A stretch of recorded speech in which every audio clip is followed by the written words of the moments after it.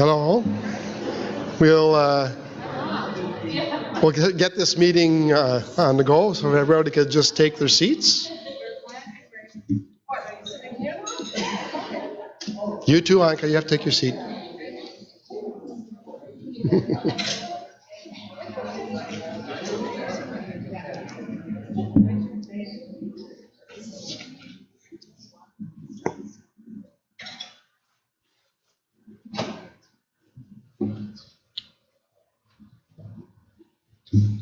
So, good afternoon, everyone. My name is Jacques Riboud, and I am the Vice President of Community Living Algoma's Board of Directors.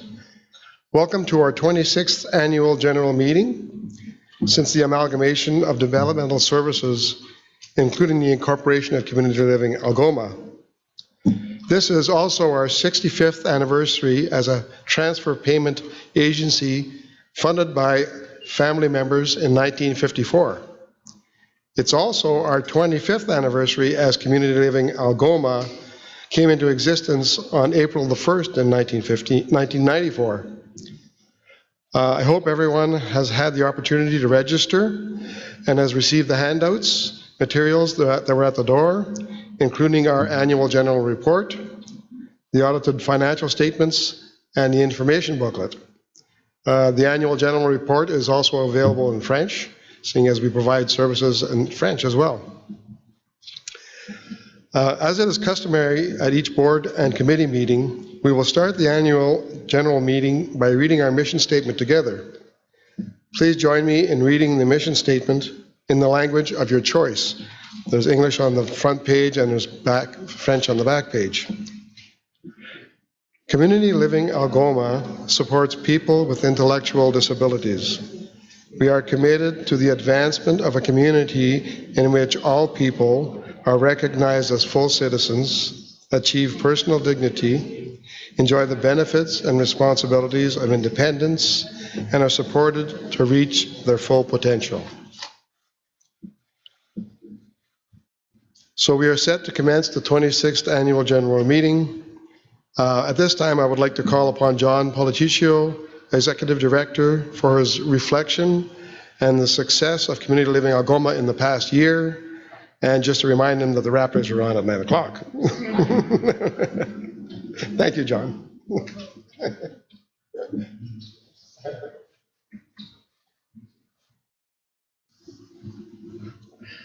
Good evening, or good afternoon, good evening. I don't know what time it is anymore. It's been a long day. I think Lucas and Leslie do this to me on purpose. They start doing things on live streams because I tend to walk around, and unfortunately I got to stay parked. So I'm going to try my best to do the best that I can staying parked in this cage over here. But on a more serious note, I appreciate everybody being here. The room is full, almost full, and we have many, many guests who will be arriving shortly as well, who are some of our awards recipients, community partners, volunteers, etc. So really exciting to see a lot of people out for our 65th anniversary. Good afternoon and welcome to Community Living Algoma's 26th Annual General Meeting since the amalgamation of developmental services in the District of Algoma and our 65th year providing supports and services to children, youth, and adults with a developmental disability. It is a pleasure to be here today to reflect and celebrate this past year, another year of growth, another year of progress, another year of success at Community Living Algoma. We take this time at our 2019 Annual General Meeting to reflect on the history of the association as we celebrate two significant milestones this year. We acknowledge and pay tribute to the families who worked tirelessly and advocated for the beginning of community-based supports as an alternative to sending their loved ones to provincial institutions situated in several cities throughout the province of Ontario. We also take this opportunity to pay tribute to the efforts of many volunteers, board of director members, who facilitated the rationalization of developmental services within the District of Algoma in order to establish a seamless service delivery system in 1994.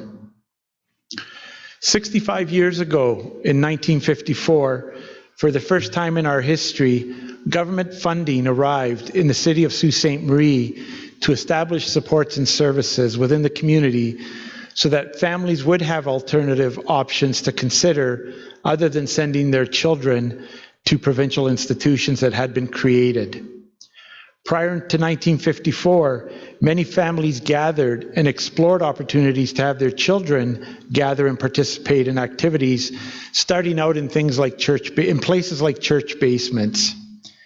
Because of the limited options available at that time, many families were informed by their respective physicians to send their children away to provincial institutions. One can only imagine the heartache, the pain, and the emotions those families experienced. The association was incorporated in 1954, and provincial government funding was utilized to hire support workers and to cover the costs of operating the association. Many families had their children move from church basements into specific locations within the community for activities after school and on weekends. Families started to feel a sense of hope, a sense that their children could remain at home. And as this hope and opportunities continued to grow, the evolution of community-based supports became more and more a reality. We will remain forever grateful to these families who were relentless and determined to form this first local association. 65 years later, we celebrate their commitment, determination, passion, and love for all children to be a part of their family and a contributing member of their community. We express our sincere and genuine appreciation for all the efforts of families to establish the community living movement within our community. Our history remains a part of our future. 25 years ago in 1994, a new service provider, an amalgamated organization named Community Living Algoma was formed and incorporated. This was the result of a significant investment of time by many volunteer board members for approximately a 10-year period of time. These members worked tirelessly with the Ministry of Community and Social Services, and through their determination and their hard work, remain deeply committed to the journey of establishing a single, seamless developmental service provider for Sault Ste. Marie and the District of Algoma. The amalgamation included 5 organizations becoming one new association in 1994, an accomplishment that many other communities had not yet embarked upon. As we reflect on the amalgamation that transpired, you can feel the creativity, the energy, the initiative, and the deep commitment that stemmed from the families in 1954. The first association formed moving forward 40 years to 1994, which was the beginning of Community Living Algoma, in order to further the journey of people being recognized as full citizens, achieving personal dignity, enjoying the benefits and responsibilities of independence, and being supported to reach their full potential. It has been a tremendous journey, and one that would certainly bring a sense of hope and pride to the founding families in 1954. At Community Living Algoma, we have achieved many accomplishments and successes that we should be very proud of. Today, people with an intellectual disability are playing, working, and living within their community. Family, friends, and community remain at the core of our work and form the foundation for people to fulfill their goals and dreams. Our appreciation is extended to the many families, volunteers, and employees of the past and present. We are forever grateful to the children, youth, and adults who share their lives with us with the hope of achieving their goals and dreams.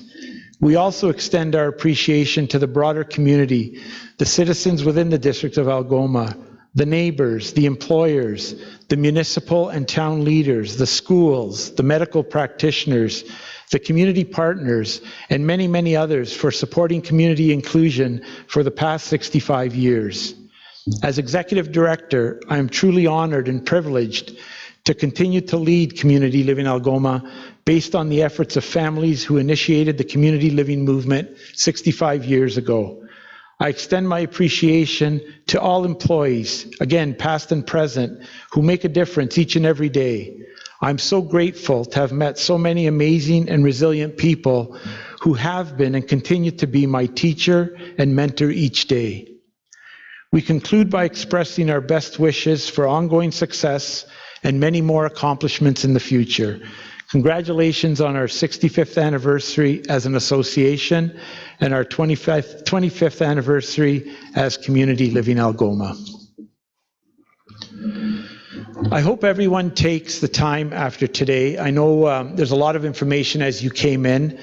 I want to thank Leslie, Melissa, and others. I don't remember the company that put together our annual report, but I think it's truly an amazing, a commemorative piece of work that really focuses on the tremendous accomplishments and successes of our organization. Again, a special recognition to Leslie and to Melissa for overseeing the compilation of this report. To the writers, there are many writers who contributed to the reports, to the many photographs that have been captured into very wonderful and memorable moments. Thank you.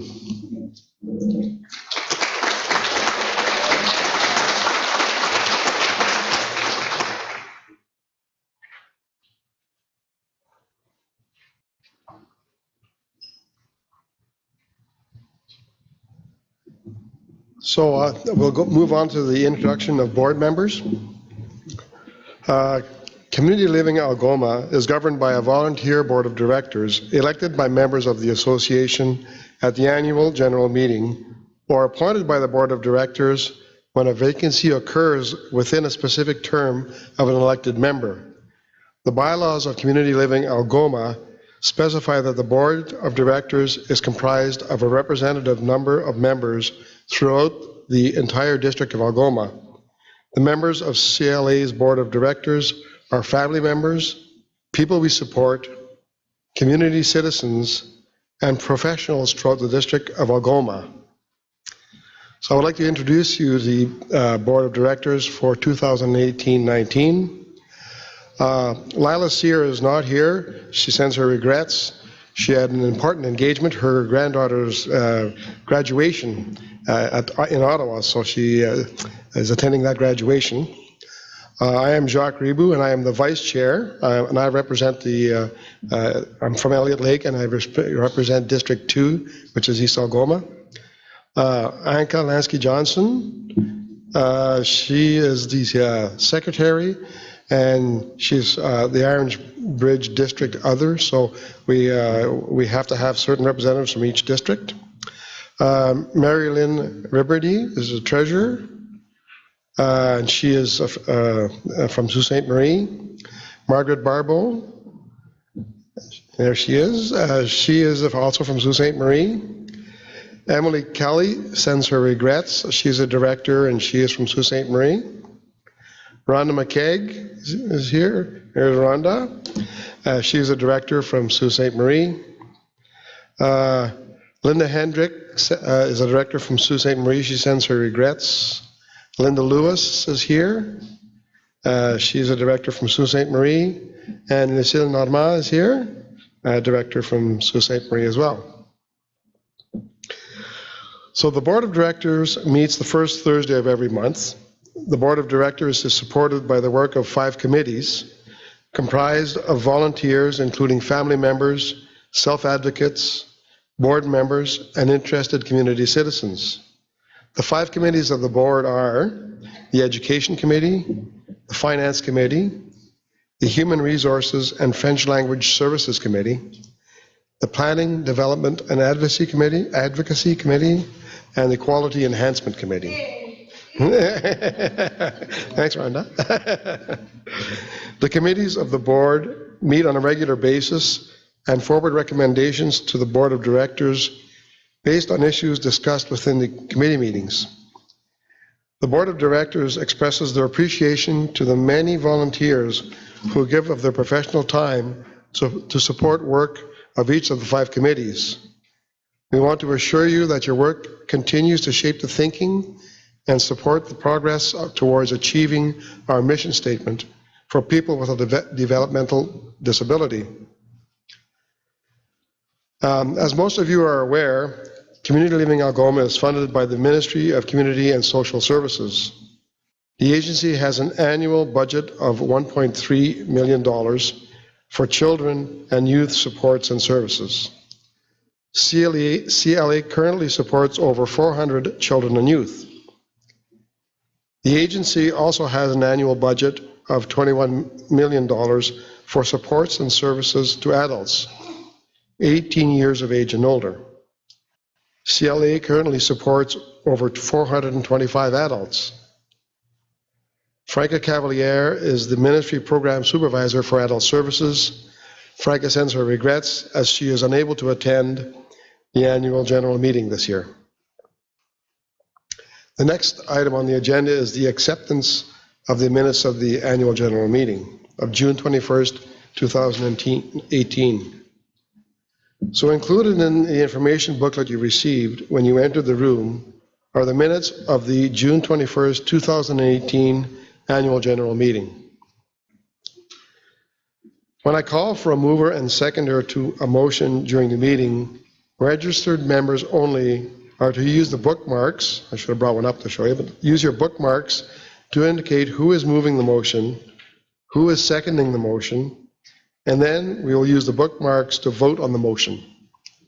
Thank you. So you can find your bookmarks. So our first order of business today is the approval of the minutes. So the motion put forward is the Board of Directors of Community Living Algoma recommends to the membership the acceptance of the minutes from June 21st, 2018 annual general meeting. I'll need a mover and a seconder. So Lucille is a mover, looks like, and looks like Rhonda is a seconder. So all in favor of accepting these minutes? If you could raise your bookmarks. Anyone opposed? It looks like we have these meetings minutes are carried. Thank you. So now I would like to call forward Mary Lynn, the Treasurer of the Board and Chair of the Finance Committee, to go over the audited financial statements. Thank you.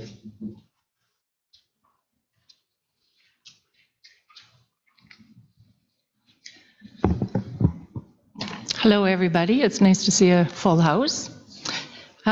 So we're going to present the audited financial statements and appoint the auditors for next year. The audited financial statements for the year ended March 31st, 2019 are part of the handouts you received.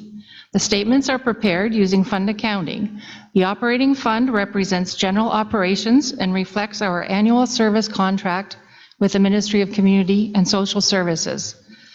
Page 4 of the statement is the statement of revenue, expenditures, and changes in fund balances. In the fiscal year, our agency received $24.7 million from the ministry to provide supports and services throughout Sault Ste. Marie and the District of Algoma. After deducting expenses, the agency ended the year with a surplus for internal and ministry reporting purposes of $1,905. Pretty good performance for our agency. Each year, Community Living is required to have a financial audit performed by our external auditor. The audit was completed by Joe Ruscio, Professional Corporation, and no significant issues were reported to the board. Joe Ruscio is with us today to present the auditor's report. Joe?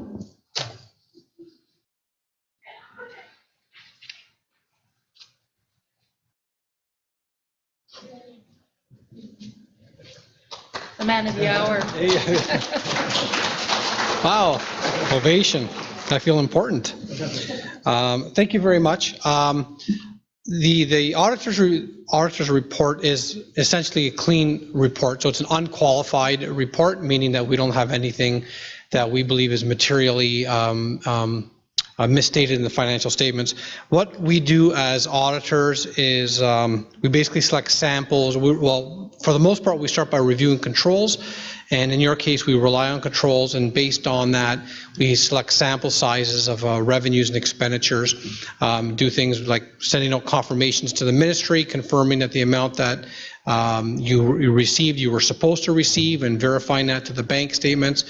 Similar type of work with expenditures, so verifying to the original source documents and going through payroll records and verifying that the checks were properly issued and signed and everything else. So based on all that type of testing, then we look at the accounting standards to make sure that the financial statements are properly presented. So I think that's really it in a nutshell. I don't know if anybody wants me to bore you with any details in terms of audit theory or anything like that. I'm guessing not.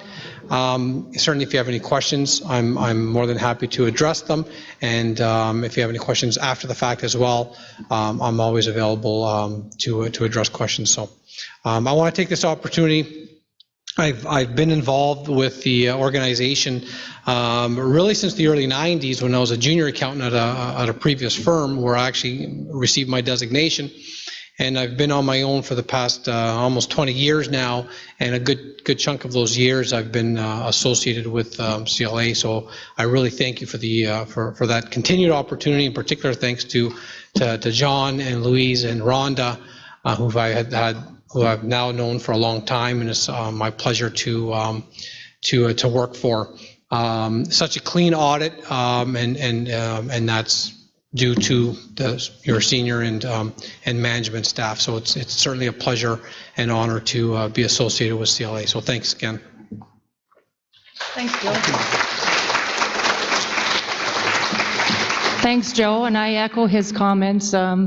My experience has been in the banking industry, and I started out as an accounting student many years ago, so I can certainly appreciate all the work that Louise Wishman, our new finance director, and Rhonda Stone. Oh, sorry, did I say something wrong? Sorry. Anyways, for the work that our finance staff do. And I'll just take my foot out of my mouth now. If there's any other questions, Louise Wishman or Joe will be able to answer those for you. So we have a motion to put forward now that the Board of Directors of Community Living Algoma recommends to the membership the acceptance of the financial statements for the fiscal year ended March 31, 2019, as audited by Joe Ruscio Professional Corporation. So we'll need a mover. Gary, sorry. Seconder? Anka? All those in favor? Any opposed? Motion is carried. So now we will move on to the appointment of the auditors. A request for proposals process for financial audited services for Community Living Algoma was completed 3 years ago. Joe Ruscio Professional Corporation was awarded the contract for a 5-year term. There is 1 year left of the 5-year term. As a result, there is no need for a resolution from the membership to appoint auditors for the 2019-20 fiscal year. I take this opportunity on behalf of Community Living Algoma to thank Joe and his staff at Joe Ruscio Professional Corporation for their financial audit. And I'll bring Jock back up.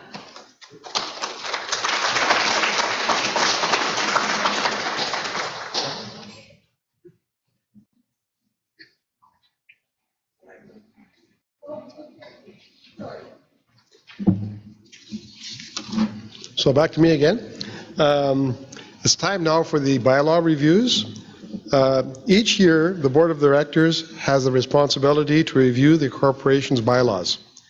Any changes to the bylaws have to be presented to the membership for approval. I'm very pleased to report that there are no changes proposed by the Board of Directors to the membership regarding the current bylaws. As a result, there are no resolutions being brought forward this year for any changes to the bylaws.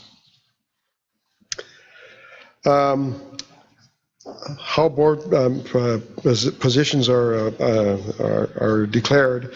So this is the 3rd year of the new process for the election of board members.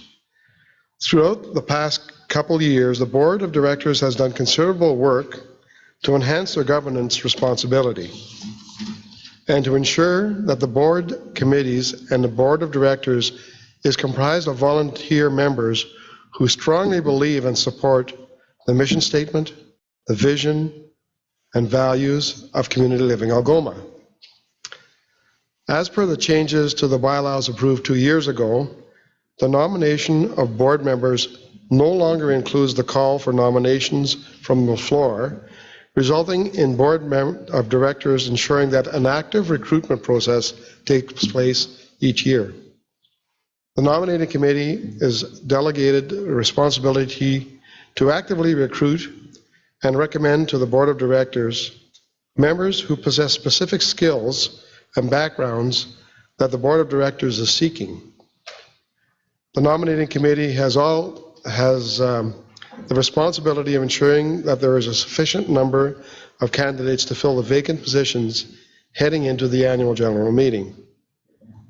The nominating committee has a responsibility for recruiting prospective board members and committee members who can, over time, grow and develop to become effective governing board members.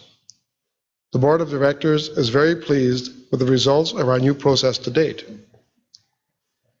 The Board of Directors extends our appreciation to the community citizens who have responded to our advertising for volunteers for the 5 board committees as well as the Board of Directors. Based on a review of the applicants completed by the nominating committee of the Board of Directors, Steve Haney has been appointed to the vacant North Algoma position on the Board of Directors. The North Algoma position was a vacant position and has 1 year remaining on its 3-year term. As a result, no election will be necessary for the North Algoma position, as Steve was appointed to the vacant position by the Board of Directors in accordance with Bylaw 6.04. Steve has served on the Quality Enhancement Committee this past year.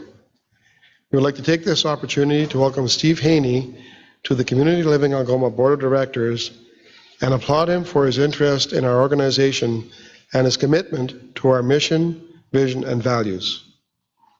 Steve is here. Thank you, Steve.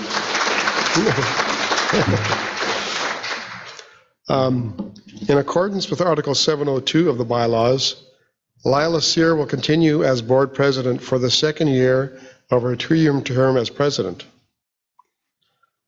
I, Jacques Riboud, representing the East District 2, has completed my 3-year term and has decided to remain on the board of directors. As there were no other candidates nominated for the East District 2 position, no election will be necessary.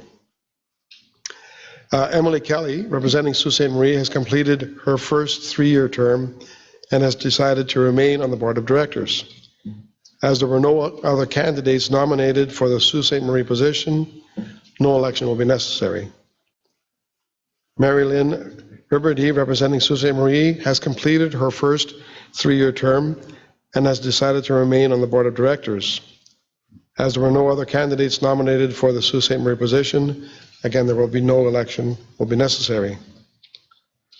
Anka Lansky-Johnson, representing District Other, has completed her 3-year term and has decided to remain on the board of directors. There are no other candidates nominated for a District Other position, so no election will be necessary. So now I'll just put forth the motion that the membership of Community Living Algoma acclaims the following members for the Board of Directors. Jacques Riboud for East District 2 for 2019 to 2022. Emily Kelly for Sault Ste. Marie for 2019 to 2022. Marilyn Ribberdy from Sault Ste. Marie for 2019 to 2022. And Anka Lansky-Johnson for District Other for 2019 to 2022. So I'll need somebody to move and somebody to second that motion. Okay.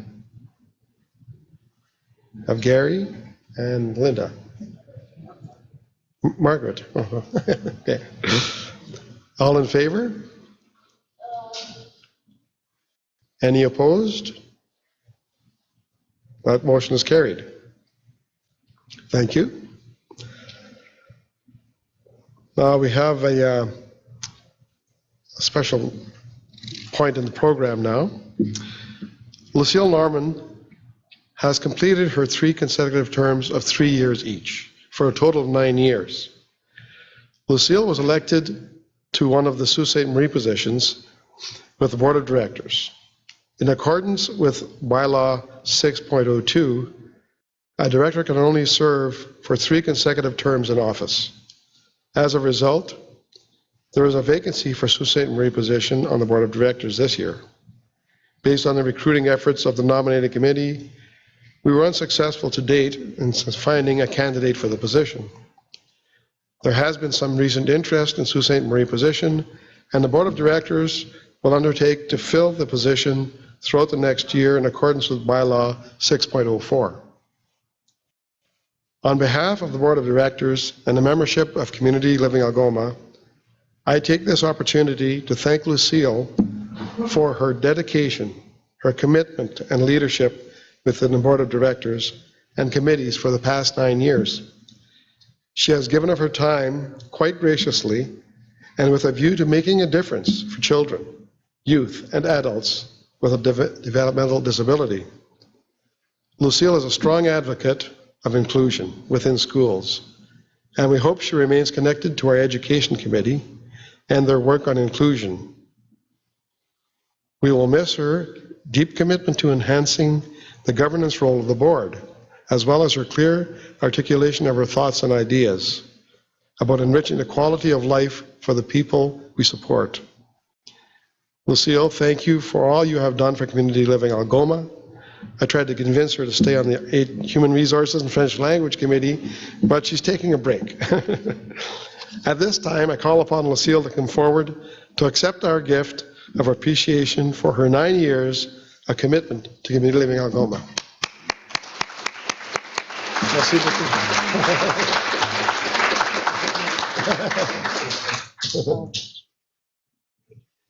Oh no, the photo walk. John's gonna get in the photo walk too. Thank you. Thank you, Lucille.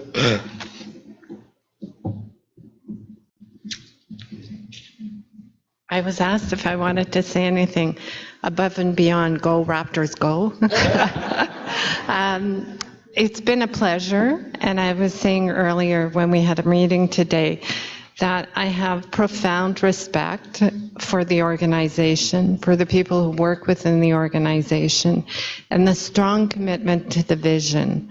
I started, my background was in education, and when I started working in special education, I thought, there are things here that don't seem to be congruent with children and their needs.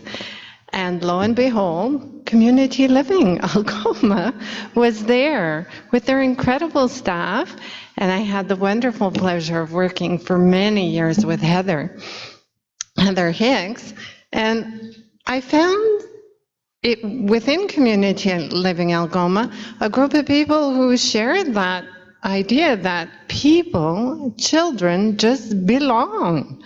So with that, when the opportunity made itself available to be part of the organization, I was very pleased to offer my services, to share in any way or build on what they were doing. And in that, I found quite a community of people. So thank you. It's been an honor, and I look forward to your many more successes.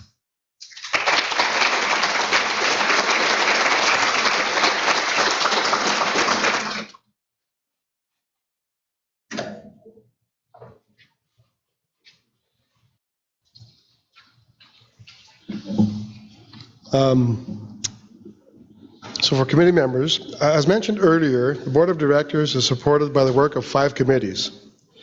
Similar to our efforts with board member recruitment, the board has undertaken the task of recruiting committee members who can eventually grow and develop into future board members. This past year, we were successful in recruiting 2 committee members. At this time, we welcome Brad Cymbaluk, Brad, and Leonard Kucha, I don't think Leonard is here, to the Community Living Algoma. Brad will be joining the Finance Committee, and Leonard will be designated to a committee in the near future. Thank you.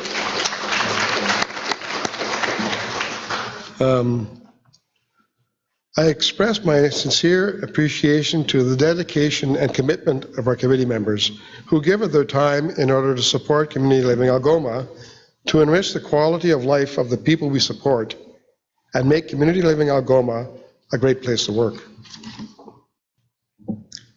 We're now moving on to membership in Community Living Ontario. Membership in Community Living Ontario is a resolution presented by the Board of Directors to the membership at each annual general meeting. The decision to remain members of Community Living Ontario rests with our members. We want to report to you that Community Living Ontario continues to remain a strong leader of provincial advocacy for people with a developmental disability. By being a member of the Confederation, you are contributing to the community living movement and work of both Community Living Ontario and the Canadian Association of Community Living.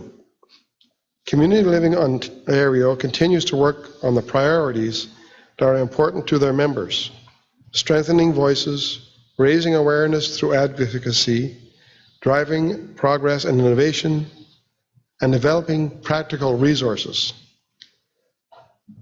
Some of the current work includes, with 5 of the local associations and CACL, they are working on piloting alternatives to guardianship through supported decision-making practices.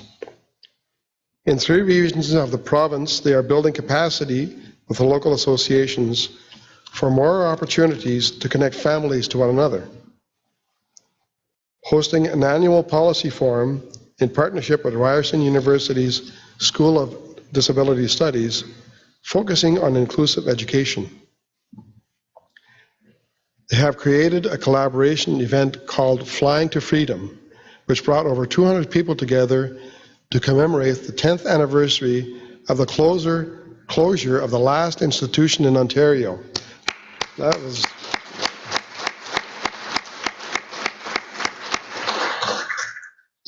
They celebrated the 10th anniversary of the Reconciliate for Inclusion Youth Initiative, which brings 150 young people and allies together to hear and learn about being leaders in promoting inclusive communities.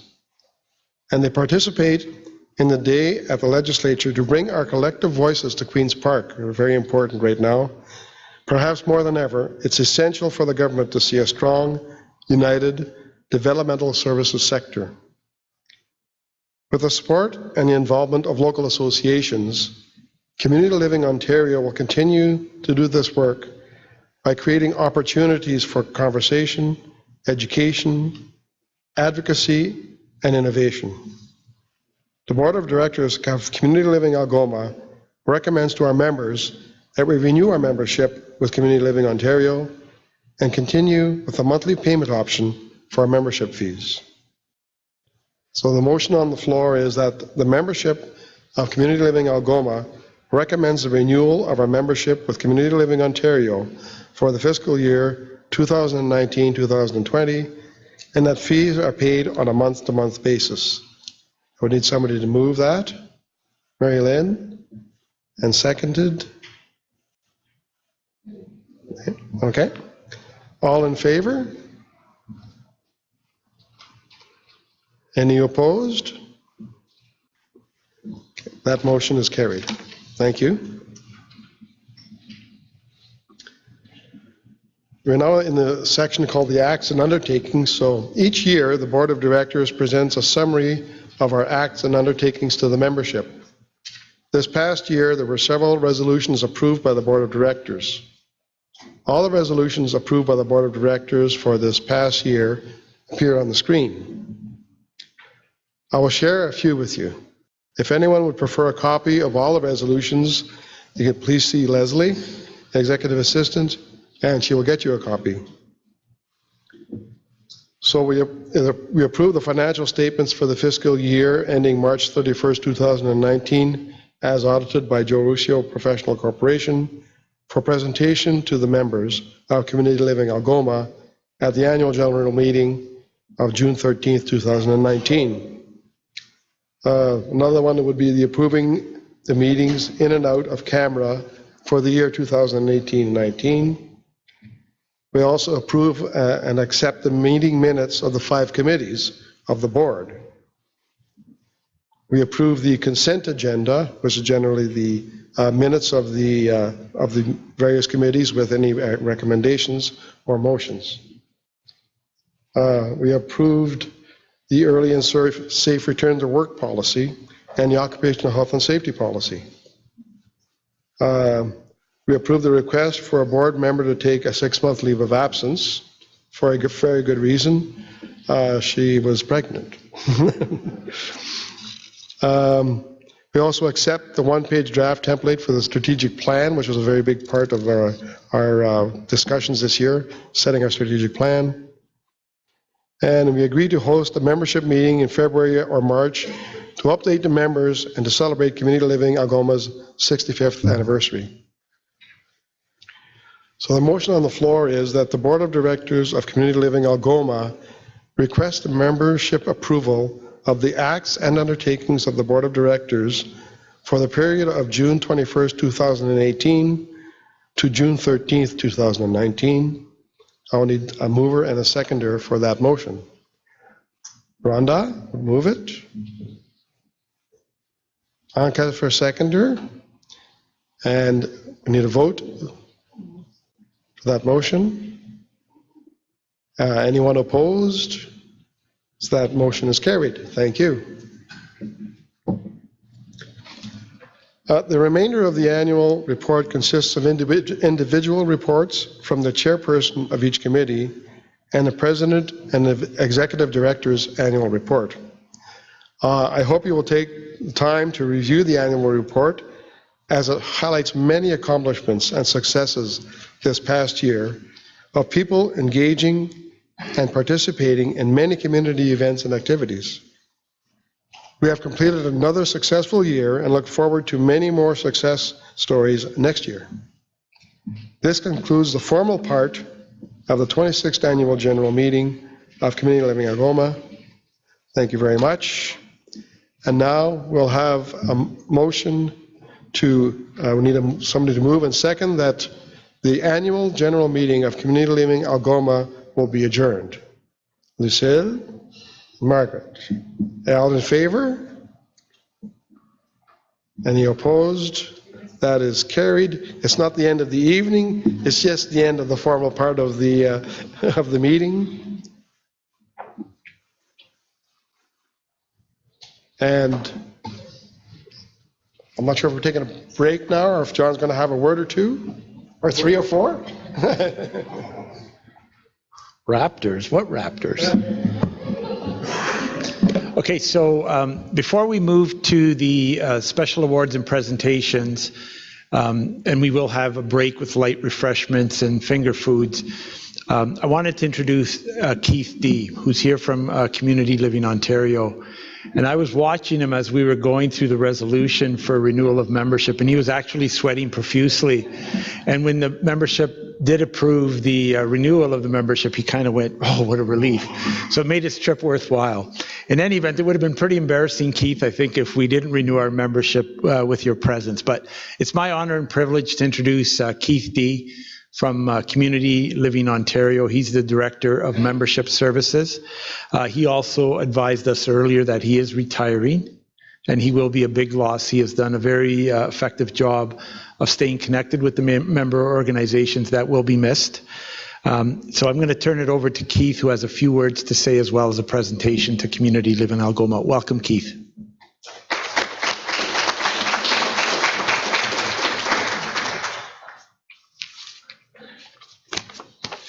Thanks. I've been to meetings before where that vote takes place, and I always have a different speech in my other pocket if things don't work out. I've never experienced that, so thank you again for showing your confidence in us to deliver. It's really a pleasure to be here tonight on your 65th anniversary. I was thinking, I flew in from Toronto. I feel like saying that joke, and gee, my arms are tired. But I shouldn't have said that joke. And I'm sort of glad to be out of Toronto tonight. If the Raptors win, it's probably best to be in Sault Ste. Marie rather than Toronto.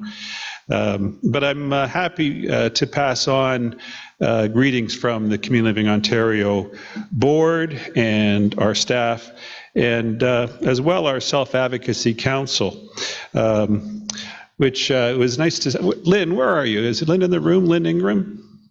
Yeah, it was nice to see Lynn. Lynn's a former council member with the Community Living Ontario, and she was a fantastic advocate. And I'm glad to hear and read tonight that a council is starting up here in Algoma. And I understand that we had a couple of council members and board members, Community Living Ontario, visit recently, just try to help you along, get things going. So I'm really glad to hear of your progress. When I was putting my notes together for tonight, I recall the last time I was here, which was a few years ago. I think this is my third trip up to Sault Ste. Marie. And on that evening, like tonight, I had the opportunity to give a short speech, and I spoke about the importance of community and how we all have a role to play in making sure that every citizen has the right and has the opportunity to be included and to be accepted, respected, and given opportunities to grow. I obviously still believe this, and I know all of you here believe the same to be true. As I was saying, since I was last here, though, I've really come to further appreciate the leadership role many of our local associations have had in the advancement of community living values and principles. I've especially come to understand the significant and impactful role Community Living Algoma has had in the inclusion movement. Community Living Algoma is known throughout the province as a progressive organization committed to developing an organizational culture based on innovation, learning, listening, and most of all, being respectful to all. You have also demonstrated a commitment to nurturing your community, to welcoming people as valued and contributing citizens. For many organizations throughout the province, Community Living Algoma is seen as a leader in providing supports based on the needs and desires of each person, rather than the traditional approach of developing programs and then hoping everyone fits into those programs. You start with the person. You see each person as unique. You listen to their ideas and their vision of the future.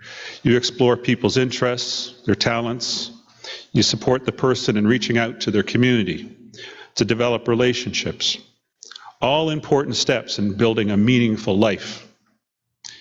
This is all done one person at a time and one relationship at a time.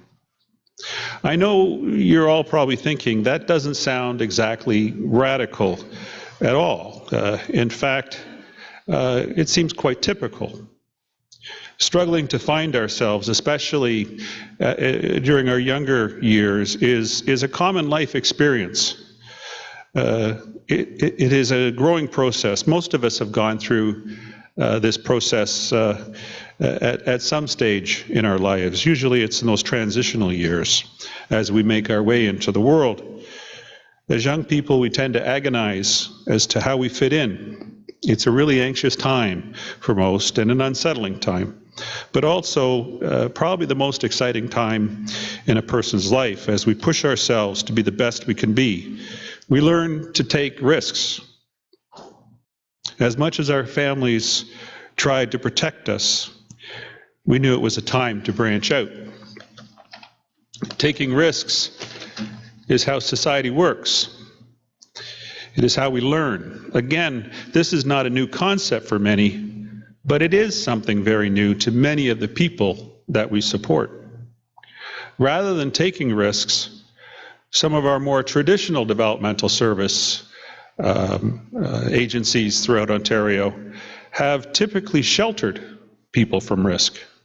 Unfortunately, though, this most often leads to harm, as people miss out on the opportunities and pleasures a full life in the community offers us.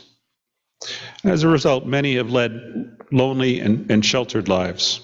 Slowly, though, we as a movement are turning this around.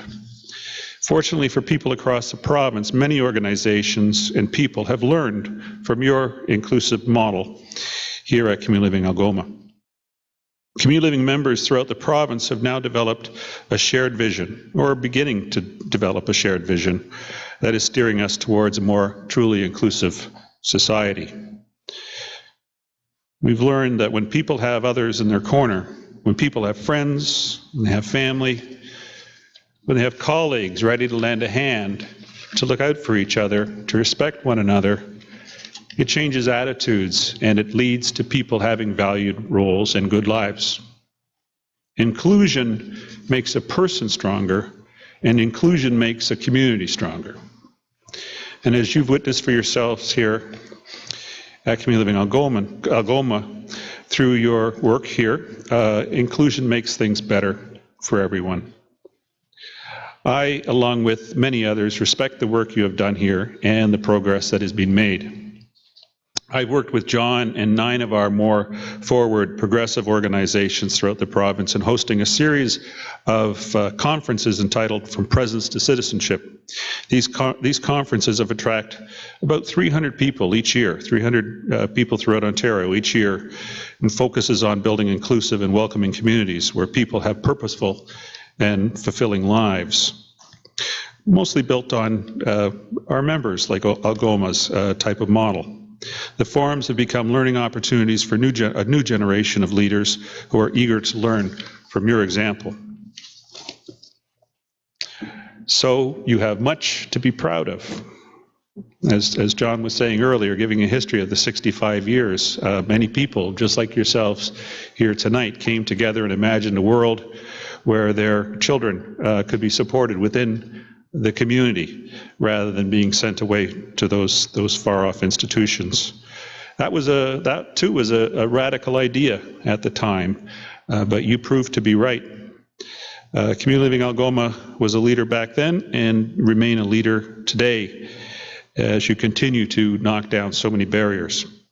So I'd like to say congratulations on your 65th, and perhaps if we can have Jacques and John come on up to the front. I have sorry, I'm not talking to the mic anymore.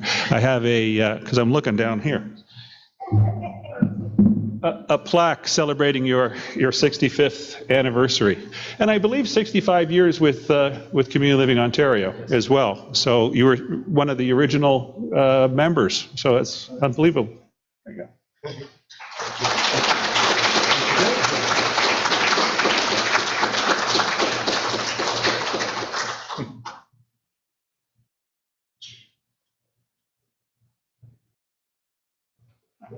And go Raptors.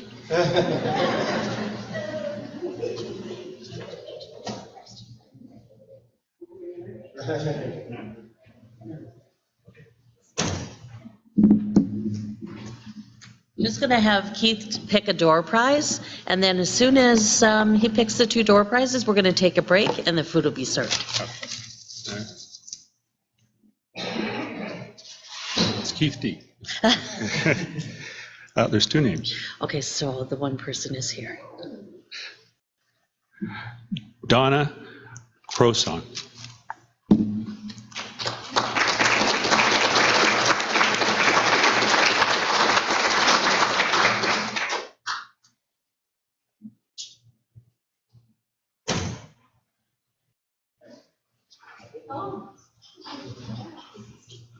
John, can you call him, please? Sure.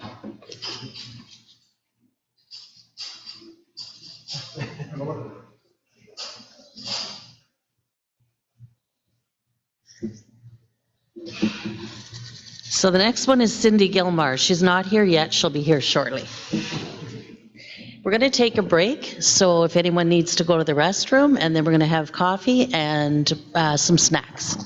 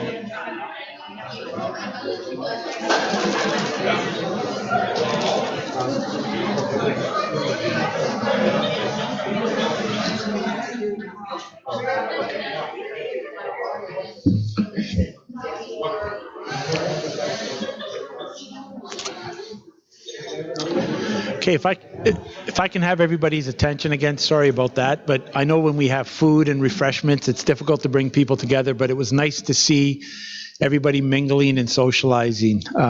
Thank you for that. This brings us to a very special part of our evening. It's one part of the meeting. Not that the AGM itself isn't a good part of the meeting, but definitely getting to the successes, recognizing some champions, recognizing partners. It's truly an honor for us to have this opportunity to recognize the many, many, many accomplishments, the partnerships, the camaraderie, the commitment to inclusion that we have throughout this community. So I really look forward to these presentations this evening. So each year we're pleased to present awards to community partners and individuals who have assisted us as an organization to work towards supporting people's goals and dreams. This year we have a series of amazing community members and partners and volunteers who will be the recipients of the awards we are about to present. We are very humbled and honored to highlight their involvement and contributions to people with a developmental disability and to community living in Algoma. There will also be 2 videos that will be presented while we're announcing the award recipients. At this time, I call upon Heather Hicks and Lucille Norman to speak and introduce the recipient of the Champion of Inclusion Award.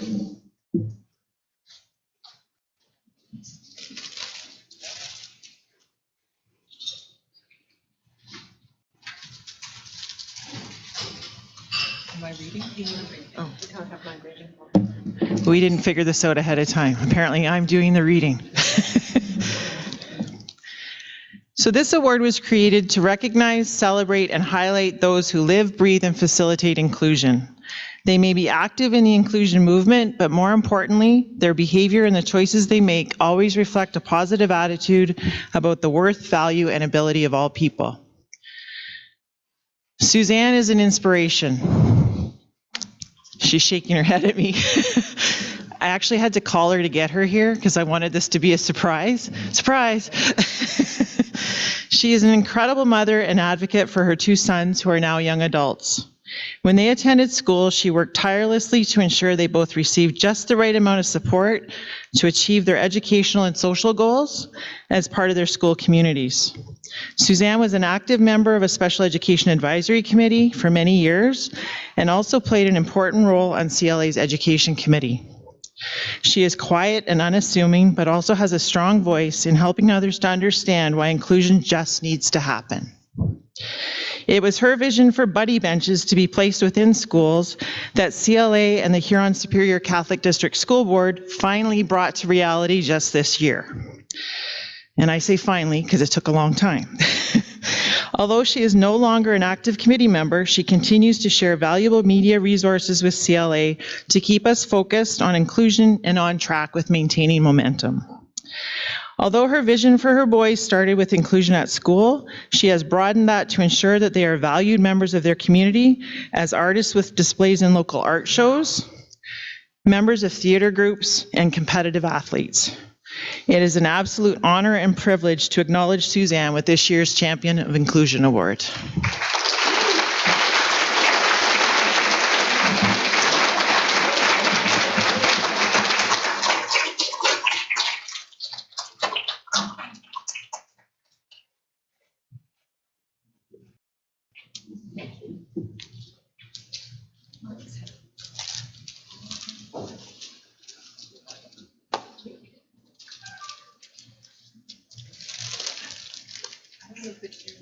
Thank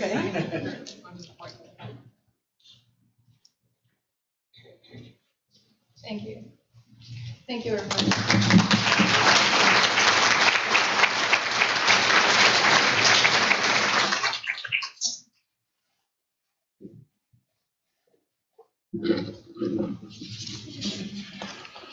Congratulations, Suzanne. At this time, I'm going to call upon Sarah Bernabucci and Dwayne to come forward. They will be presenting our Community Partner Awards, and we're greatly honored to have 3 employees from Sioux Area Hospital here with us tonight, who did some tremendous, amazing work to ensure that Dwayne's dream to return home was fulfilled. And we also have another community partner, Vital Air, who we thank and are grateful for as well for their work in supporting us to ensure Dwayne could get home. Dwayne's a Toronto Maple Leaf fan. I'm a Boston Bruin fan. Had the Boston Bruins won the Stanley Cup, I'd be wearing my jersey just to make sure Dwayne would be angry with me, but it didn't happen, Dwayne, so you don't have to worry about it. Sarah, Dwayne.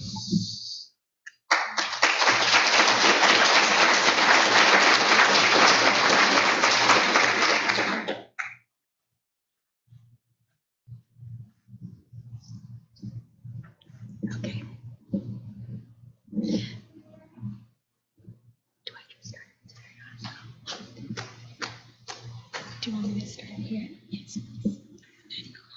Do you also want to show Okay, sorry. The Community Partner Award is awarded annually to honor community partners that are making a positive difference for people with intellectual disabilities. The commitment made by these partners across the District of Algoma is significant. The award is being given to an organization that builds and contributes to a culture of inclusion, to a community of acceptance and respect for all people. Sioux Area Hospital is one of this year's recipients for our Community Partner of the Year Award. Paul Nanny, Jennifer McLaughlin, and Trish Sago of the Sioux Area Hospital generously offered their knowledge, skills, and time to support staff of Community Living Algoma and Dwayne, who will fulfill his dream of returning home. Paul Nanny, ICU respiratory therapist, applied for funding and obtained the equipment Dwayne would require. A number of hours were spent by Paul and his team of respiratory therapists in educating and training well over a dozen support staff in a classroom setting.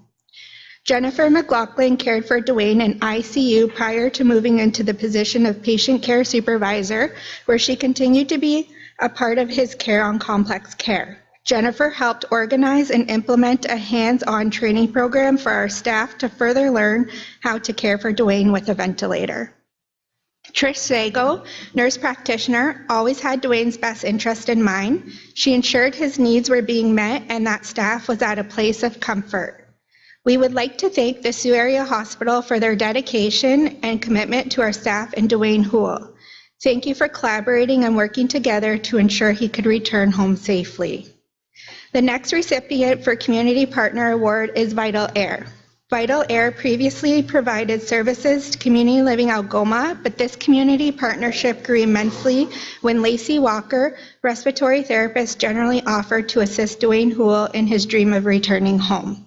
The respiratory therapist from Vital Air assisted in training staff on Dwayne's mechanical ventilator in his home.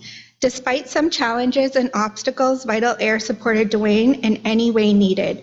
We would like to thank Vital Air for their continued support and providing staff with a sense of reassurance. Without their collaboration between all partnerships, Dwayne's dream wouldn't have happened. Thank you.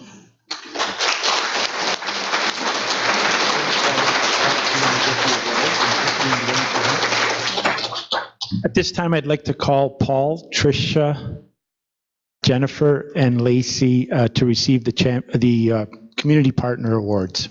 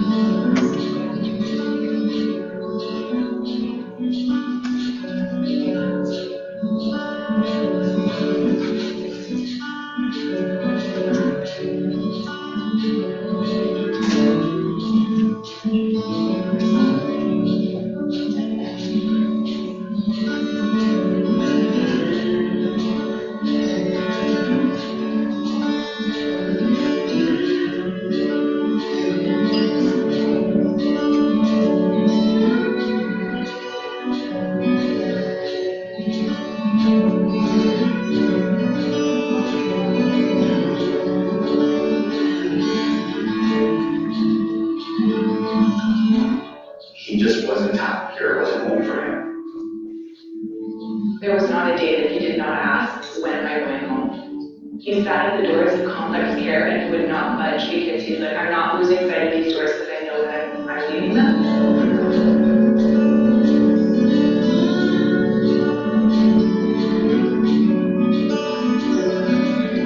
What can you say about Dwayne? I think Dwayne is just a really easygoing guy. He's a big sports fanatic. He is one of the most powerful Sioux Greyhound fans that I know. He is definitely a character. He always has a smile, he's always got a thumbs up for you. I think the world of Dwayne. Dwayne makes me want to come to work every day. This is why I do what I do. He was involved in a car accident when he was a child, and he sustained some serious injuries from that.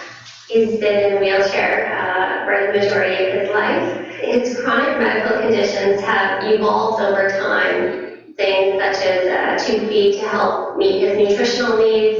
He needs a tracheostomy with the decreased function of his lungs ever before even progressing to needing the chronic mechanical ventilator.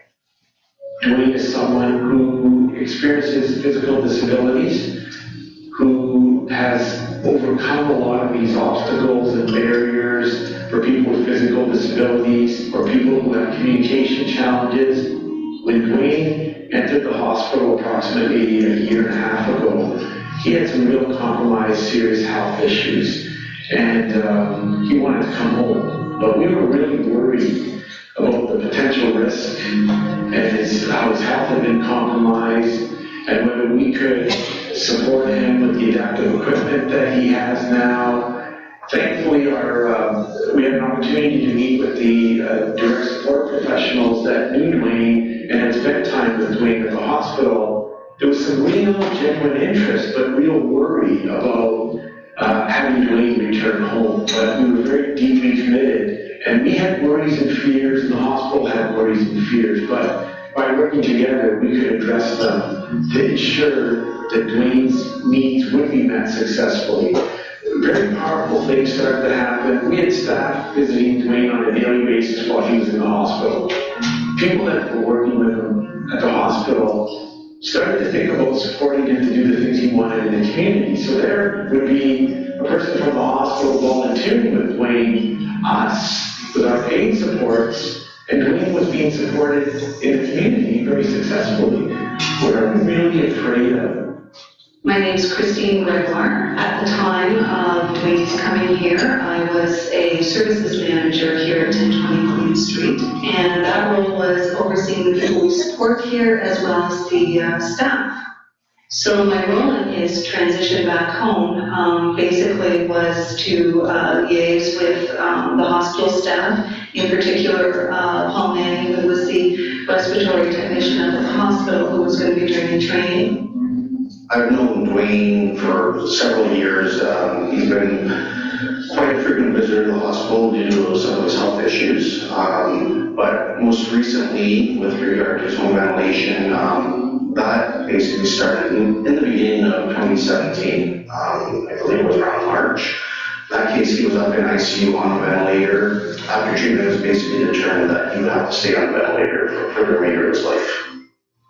The goal was to get him home on a ventilator. The first thing was to get funding for the equipment as well as obtain the equipment, and that's, again, I had to apply to some number of programs as well as get equipment from the ventilator equipment pool. And that was actually probably the easier of the things to do. The other thing was when we train the staff at the group home that will be taking care of Dwayne. And that can be quite a big project. There's a lot of hours involved, especially training staff that are not familiar with this type of equipment. I've taken part in sending many patients home on ventilators, but that usually involves maybe training one or two family members. With Dwayne, because he is at the group home, there is a large number of staff that work there that would have to be responsible for taking care of him. And we have to train all of those staff. And that number, well over a dozen. The RT staff here were great. We got them on board, and they basically took time to take part in training all the staff. For me, personally, that I've never had to train that many people. My name is Jennifer McLaughlin. I'm a patient care supervisor for geriatric rehab, intensive rehab, and complex continuing care at Surrey Hospital. I facilitate the movement of patients from acute and sometimes the community to our programs. So the first time I met Dwayne was in early 2017 when I was a staff nurse in ICU. I cared for him while he was there. I moved to a position here for our programs as a patient care supervisor and continued being a part of his care during his time of complex care. My role in facilitating Dwayne's transition back home to CLA was to help organize and implement a training program for the CLA staff to help them learn how to care for Dwayne in this new way with the ventilator and help them and our staff to really learn what that looks like and how we can fix them safely. It's a technical piece of equipment. It's attached to a human being that they care very deeply for. The education was the key piece to that. Paul Manning did an amazing job, as did Vital Air and CLA, in coming forward with great ideas. How can we get staff to be at a place of comfort? And I think certainly the time spent with Dwayne, caring for him in the hospital under the supervision of a nurse who has cared for him with the vent really helps them translate that knowledge that they've learned, kind of in a classroom setting to what that would look like caring for Dwayne in person. We started here in hospital with training our staff, having them go out to look after him in intensive care, doing a lot of online modules and workbooks here, and working with our respiratory therapists. And after we had our staff trained, we started pulling in CLA. We had them work with respiratory therapists both in the hospital and from the community sector. There was a lot to learn in regards to what the ventilator alarms meant, and so that they would know what to do with Dwayne or what to do with that equipment, and just building that comfort level for staff. And the only way to do that is with a lot of hands-on training. That's how you work through the problems. The alarms would go on the vent, and you'd see that look of panic initially with the staff, and you'd reassure them to look at Dwayne. Does he look to be okay? Focus on him, and then work your way up to the ventilator to troubleshoot through the alarm. Watching him go out that door and and know that he was in really great hands with CLA and with our other community members to support that transition home was a very rewarding moment for me. The transition went really great. Staff felt very confident and competent with their skills, which I'm really proud of and they're proud of. Everybody was very professional and everyone had the best interests of Dwayne at heart. And I think another thing too was one of our staff, Sarah, who has also worked with event in the community, also I think brought a calming presence to staff, and I think that was also very helpful in making this transition successful. I was his support staff at the time, so I facilitated a transition schedule with the manager, implemented it by going to the hospital every day to pick him up in the morning and bringing him back in the evening, and during the time he was here, I trained all the staff, so we had several checklists and sign-offs and a lot of practice. It made them happy that one of their teammates were able to troubleshoot the event and teach them and be here for questions. Can't say enough about how amazing they are, and it is a huge undertaking and a lot to learn. So we began training in August at the hospital with Paul and the RTs. Afterwards, he came home and I had a checklist in place and a sign-off sheet as well. So we did a couple more sessions of training all the way until November 13th when he permanently moved home.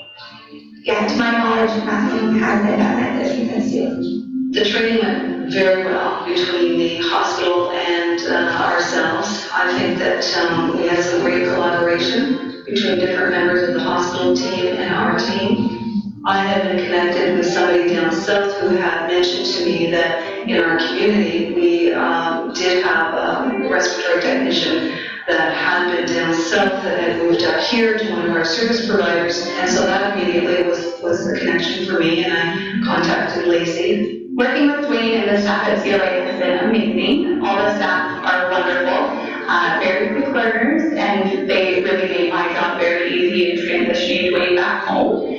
My earliest connection with CLA and the hospital actually came about with providing oxygen to residents at some of their other homes. With the hospital, we work with the respiratory therapy department there quite closely on an ongoing basis, providing oxygen and other services. With CLA, really what happened is they called us one day and said, is it possible for him to come home? And we were still trying to figure that out, what that would look like, and if it was even possible in his situation. We did decide that, yes, it was something that was possible. It would take a lot of work, but it could absolutely be done. From there, we kind of just grew that partnership even further, providing more services for them and helping them in any way needed. It was definitely a huge task, and without that work and collaboration that we had between the hospital, the home here with CLA and Vital Air, it just wouldn't have all happened. Community living on home wasn't going to walk away. Surrey Hospitals wasn't going to give up. Vital Air wasn't going to give up. None of us would accept that it couldn't be done as an answer. CLA's bravery, Dwayne's bravery, our bravery in doing something that hasn't been done before made us understand that we can impact lives hugely and we do worthwhile work. And despite challenges and obstacles, that it's worth doing. It took a lot of work by a lot of people to make it happen. And so Dwayne's dream of returning home has been fulfilled. And he's with the people he wants to be with. It's really powerful and rewarding to see Dwayne get his opportunity to be home. And I think we learned a lot as an organization. We learned how to work better with our community partners, a different approach. I met a lot of people from Surrey Hospital that we never knew in our past. And they're remarkable people. They didn't work to this day, they genuinely care, they're checking in. And we're looking forward to Dwayne's homecoming party, which is planned next week. I would like to thank all of the professionals that we worked with at the Sioux Area Hospital throughout this whole transition. They were very supportive.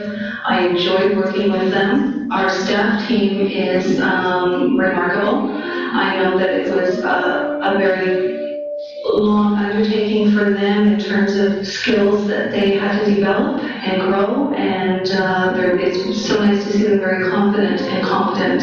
They cared a lot for Dwayne, and they were very committed and dedicated, and so I'm very proud of that. We are really looking forward to the next chapter, and that is that we continue to explore with Dwayne what he wants in his life. Our ultimate objective is to help fulfill whatever goals and dreams he continues to have to develop that next chapter. So Dwayne would like to formulate a presentation and go into elementary schools and talk to young kids about road safety because he was hit by a car when he was 5, and just give his life story about what happened to him. There's no barrier that can't be overcome. If we really put our time, our heart, and our mind to it, anything is possible.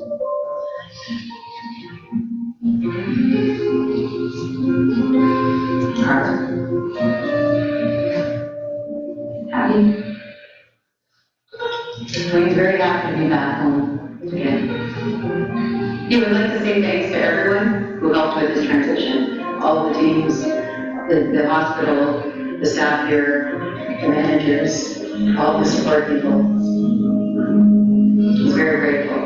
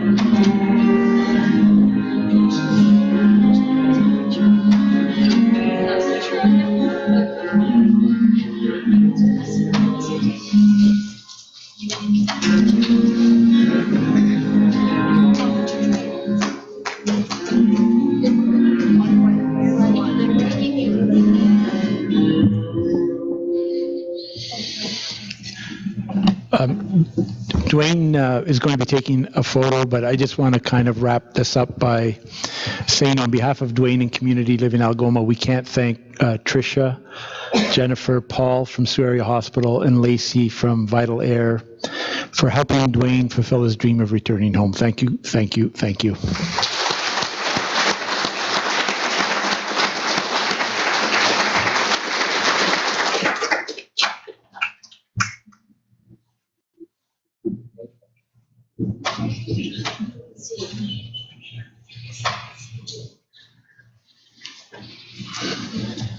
Go Bruins.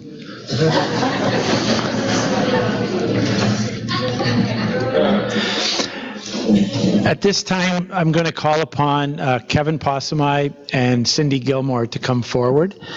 We are presenting a Community Partner Award to Habitat for Humanity.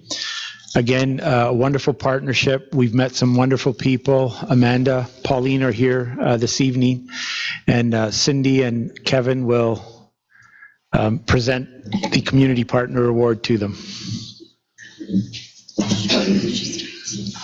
Okay, let's stand here. Okay.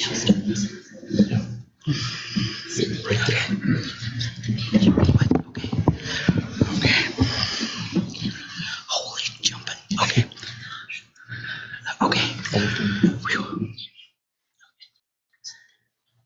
Okay, sounds good. Okay. Community Living Algoma is pleased to honor community partners that are making a positive difference for people with intellectual disabilities. The commitment made by these partners across the district of Algoma is significant. This award is being given to the organizations that builds and contributes to a culture of inclusion, to a community of acceptance and respect for all people. Kevin, help me out here. You don't know. Habitat for Humanity welcomes volunteers. They see the strengths that every person has to offer, and they welcome people to enhance skills. They promote independence in people, and most of all, they accept and make people feel welcome, and they are part of the community of volunteers. The staff and volunteers have gone the extra mile to create an environment of endless opportunities to enhance lives and to foster meaningful connections for all of their volunteers and unconditionally include everyone. Okay, Kev. Okay. Kevin nominated this organization as he is one of the volunteers that have been welcomed, supported, and included at Habitat. Kevin began volunteering 2.5 years ago, and through the connections that he made during this time, volunteering twice a week, the assistant manager advocated for Kevin to be hired as an employee. Despite the barriers the organization encountered, they continued to pursue this opportunity for Kevin. They were able to give Kevin an opportunity through a grant that was pursued by Habitat. When the grant ended, Kevin was offered a permanent employment, and he accepted. Kevin feels that he is part of an extended family with opportunities that has opened so many doors for him. He has the support and acceptance of the staff and volunteers of Habitat because they believe in him and see the value he brings to their organization. This award recognizes a significant contribution Habitat for Humanity has made to further community living Algoma's vision and enhance the lives of people with intellectual disabilities. Amanda Ridley, am I saying it right? Okay. Restore Manager and Pauline Bennett, Resource Coordinator, are the award recipients. Okay.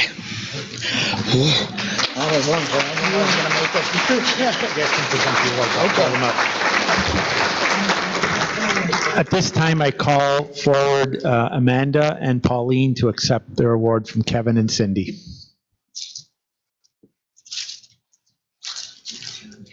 There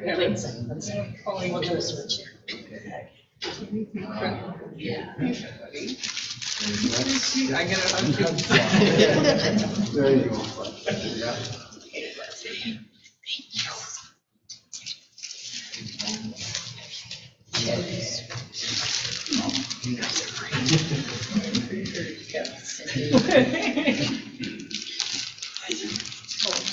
Kevin's a great one, Kevin. Kevin's the great one.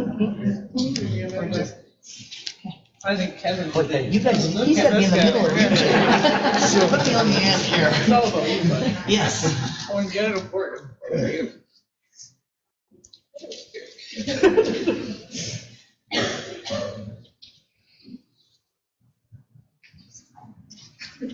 Watch a movie and I'm gonna cry again.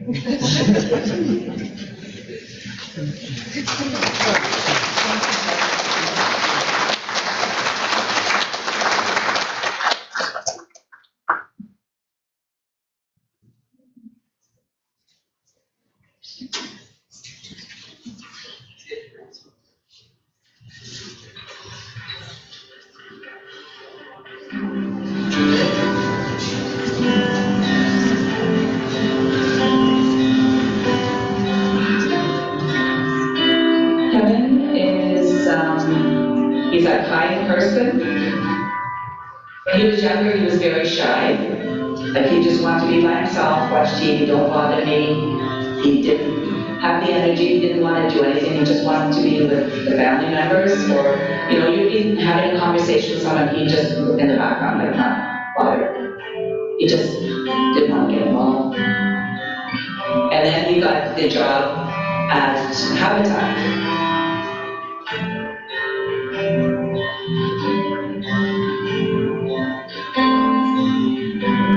He just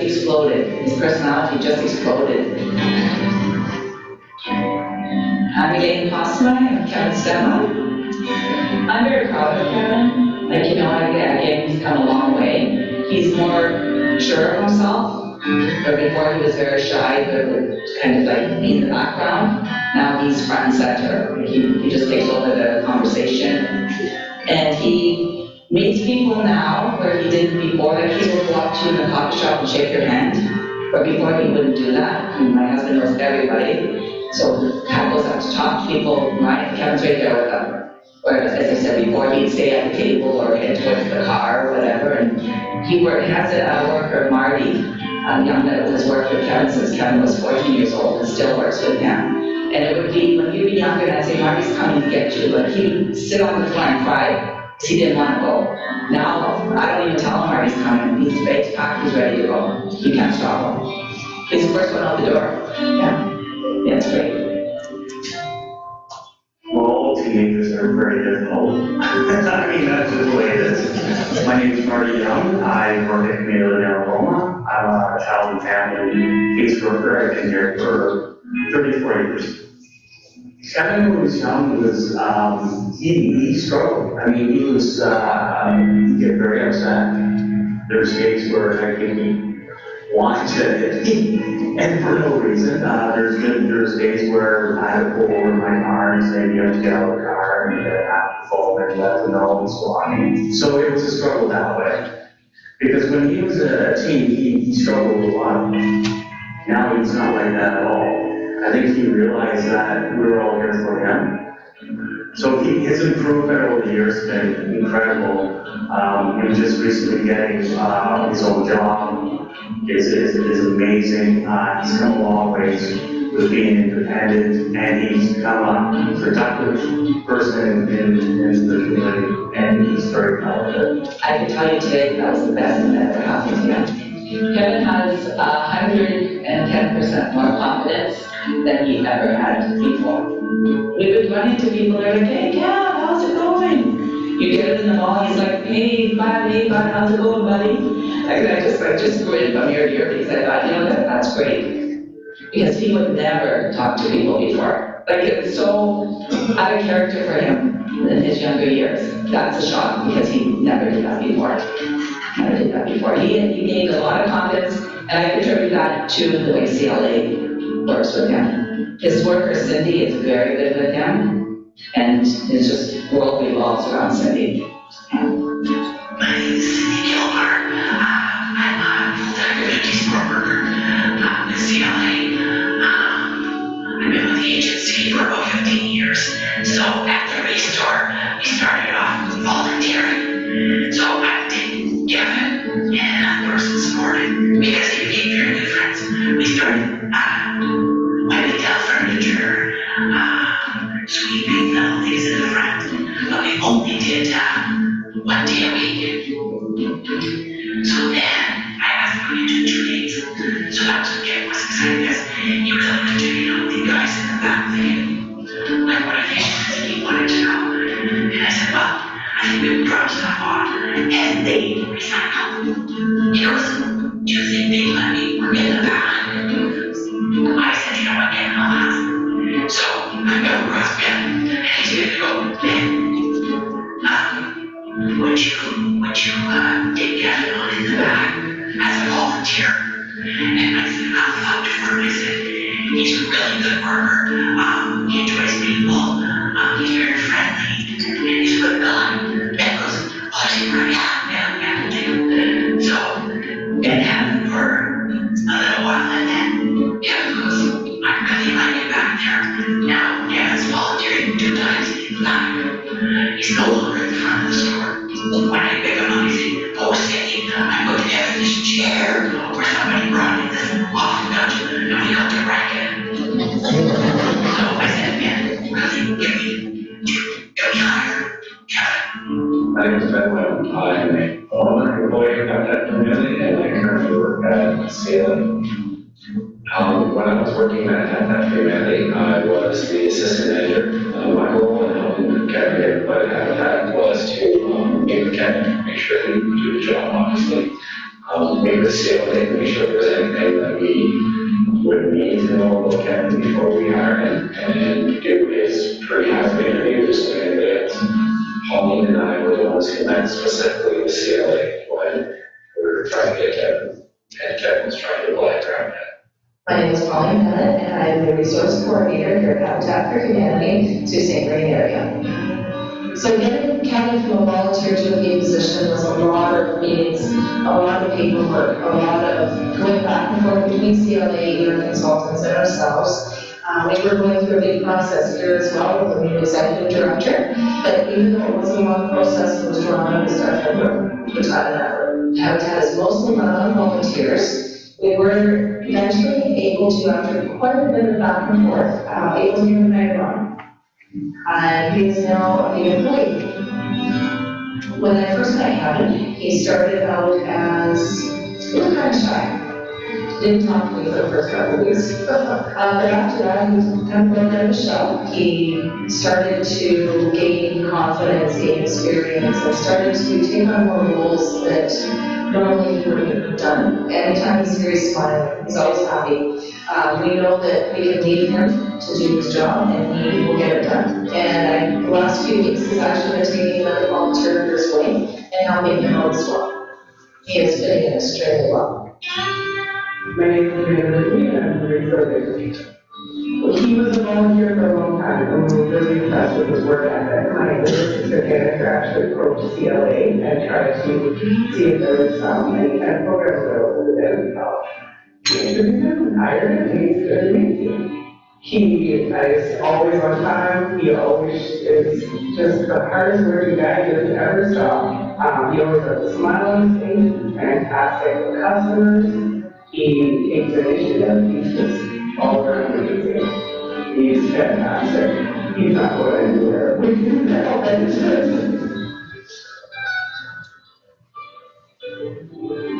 My name is Kevin Osmile for Habitat. I volunteered, and then I got my job. I had to work there, help with the garbage, in the bins, the chairs. I fixed them. I put the chairs up on the shelf. I put furniture out, like the furniture on the ground. I'll go outside. I'll put some sand down, the people go on, trip and fall, and I'll go at the back and help the people at the back. It's fun, I like to work there. I like when coworkers are nice and they say good morning to you and how's your day and you do a good job and I'm feeling like you feel great. Working with Kevin's great. He's always in a good mood. Loves to make jokes. Really hard worker. He's always helping. And even when he's done one thing, he's always comes up and he's great. What's next? What's next? He loves to do. And I very much enjoy working with him. And he always comes to everyone in the office when he makes pot coffee and tells us all his made fresh pot coffee. And he's very caring and he's just a wonderful, hard-working person. He's kind of very caring, very compassionate person, and he's just a wonderful human being. So it's been drastic. It really has been. He's a gentleman. Yeah, he's an awesome guy. He's a good friend, a good co-worker, a great guy, a great guy to support. Anybody that gets to work with Kevin or gets to know Kevin, they're very lucky. He's very loyal, he's very considerate. He's just an all-around good person. He just brings happiness everywhere he goes. Since community support, his whole world is opened up. It's become more independent, happier. And since the restart, he makes friends. Where before he was too shy. And his world is just opened up. Our partnership with CLA is pretty integral to what we do here. We 80% of our staff is volunteer-based. It's how we're able to build the houses that we build in our community. And having CLA be a part of it means that we get to have every different kind of person contribute to that. Oh, CMLA is amazing. They provide some of the best volunteers we have. It's a very good partnership. They supply volunteers. We make sure that we help the volunteers develop the best work relationship they can have. We treat it like a workplace for them. I know a lot of places when you volunteer, you just like shred paper, you do whatever. We try to pull out whatever skills they may have that they might even be hiding, they may not really have, and then we work to those strengths. I'm very, very happy with CLA. Like, it's a second home for Kevin. Like, they treat him with respect. It's not, oh, I get paid to take Kevin out, so that's what I'm doing. Like, they go above and beyond. As Kevin got older, he became part of my family. I consider him a younger brother. He's very close to my family, my parents. I feel part of his family too. Because my choice, I work with family and Kevin is make everybody's happy. So we become a friendship. You become part of people's lives. It's how we feel. We get the benefits of Kevin, living at home and being happy that they get the credit for making Kevin the person he is. Absolutely. We're beyond happy. Yeah, I met them. Nice people. I feel happy. I feel happy.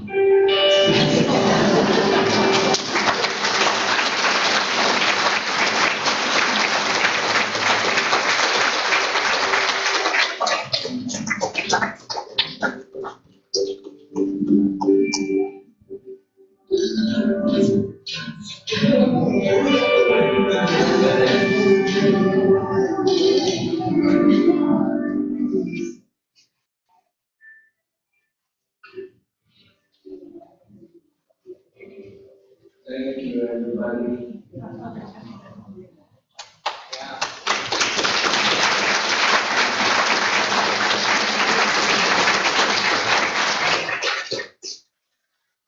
So once again, before I move forward, I just want to again acknowledge and recognize Habitat as they're all sitting at their table, very emotional at this current time. I think it's truly amazing how Kevin, I think, has brought Community Living Algoma and Habitat for Humanity together and closer.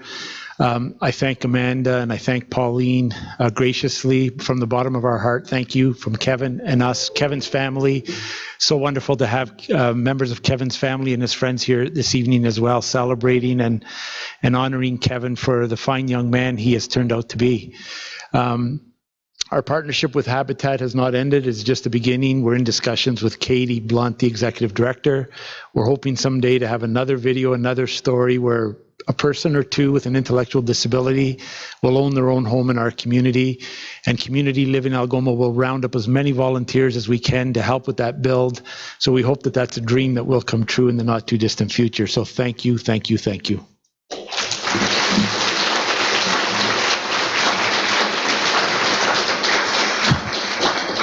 At this time, I'm going to call on Kevin to come up again and Leslie to present a Media Recognition Award. These videos don't come together because of the talent that we necessarily have within our organization, but we've formed a tremendous partnership with Garrett Masters on TV.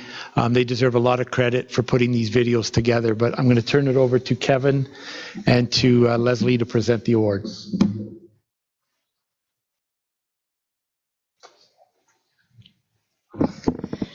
So Community Living Algoma Media Recognition recognizes the importance of media in raising awareness of issues important to people who have an intellectual disability. It is presented to a journalist who has demonstrated excellence in reporting on these issues in either print, broadcast, or electronic media. The recipient will be selected based on an original story appearing in print, broadcast, or electronic media in Sault Ste. Marie in the Algoma District between June 30th and May 1st. Community Living Algoma is pleased to recognize Garrett Masters, creative producer with On TV. We met Garrett last year in a meeting with Superior Media as Community Living Algoma was pursuing an experienced videographer to complete a few documentaries. Garrett really had no knowledge of Community Living Algoma and the services we provide. Garrett has come a long way since the first documentary. Both documentaries are powerful in their own ways. Dwayne's documentary is a prime example of how community partners can work together and make things happen for people supported. Garrett captures Dwayne's paintings throughout the video, and Dwayne's brushstrokes are used for the captions. Dwayne's documentary reflects on Community Living Algoma's mission statement in every way. Kevin's dream job is just that.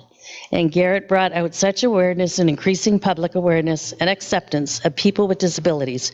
Garrett was able to capture Kevin as a content, happy fellow in the workforce and has advanced inclusion in his own life and the community. Kevin has made a new friend in Garrett. Congratulations and thank you, Garrett, for your excellent work. You have helped Dwayne and Kevin bring awareness to the community in many ways. And if you'd come up, please, Garrett.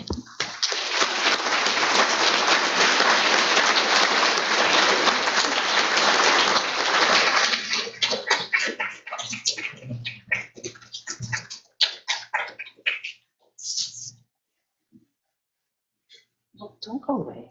Well, I'm not doing sure. Do you want to say it? Sure. Hi, everybody. I'm not very used to public speaking. Usually I'm behind the camera, so this is very awkward for me. But when I first started this, I didn't really know what I was getting into. The people that I've met throughout it have kind of shined a light on the brilliance that goes on within our community to help out those who need it, from CLA to Sioux Area Hospital, Vital Air, Habitat for Humanity. You guys do incredible work, and I'm just very thankful that I had the opportunity to kind of come into your lives and document it so we could share the stories of the people that you help with the community. And I'd like to thank, obviously, Kevin and Dwayne for their participation in these stories and having their stories put out there. I'm sure it wasn't easy having me hang around all day, but I hope you're very happy with the way it came together. I am, and I look forward to doing more of these videos and sharing more stories with everybody here. So thank you very much.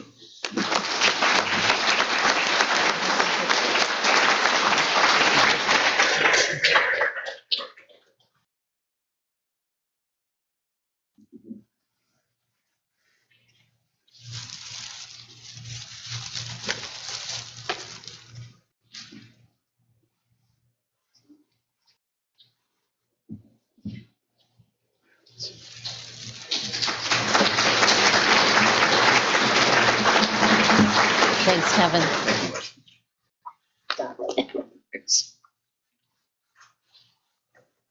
I'm just going to share a short story as Garrett's making his way back. When I first met Garrett, I had no idea who this guy was.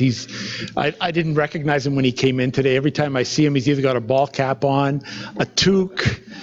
So it's really nice to see that. He actually looks good in a suit and tie. So the next time you do a video, Garrett, we expect you to come in a suit and tie. Thank you.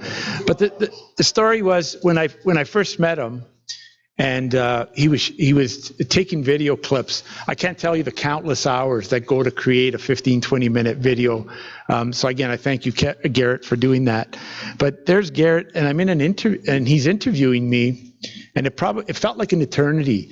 And as you saw, I had a few things to say, but every time Garrett would ask me a question, and I'd answer, he wouldn't respond. It was like I sat idle for minutes and minutes and minutes. And I came to realize it was really impacting Garrett and touching his heart. And we've come to know a remarkable producer, video camera person. I think he's an amazing partner, an amazing person that's really going to help us to get our message out to our community across the province, across the world. I know we've placed these videos on social media, and there's amazing follow-up and hits on these videos and these stories. And it's a very powerful way for us to get people to understand the work that we do and to help our community move forward. Garrett, thank you, thank you, thank you.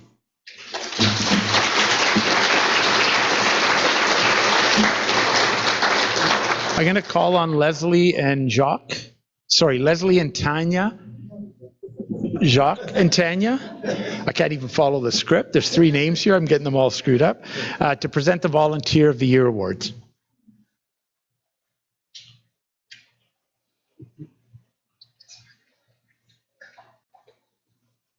You read? I'm reading? You read? So this year, there are 4 recipients for Volunteer of the Year Award. Community Living Algoma is pleased to honor volunteers that are making a positive difference for people with intellectual disabilities. The personal commitment made by volunteers across the District of Algoma is significant. Whether it is volunteering their time, efforts, knowledge, or resources, volunteers are making valuable contributions. This year's Volunteer of the Year Award is presented to Colette Corcoran, Eunice McClary, Leanne Perry, and Christine Holt. These 4 ladies give their time. They are available at the drop of a hat and are always eager to help with whatever comes their way, whether it be at the luncheons, barbecues, golf tournament, holiday gathering, mail-outs, annual general meeting, and organizing the supply room, which at times can be a challenge. They are always smiling and loving and love to interact with people we support in our community partners. Community Living Algoma would like to thank these ladies for all they do. Please come up.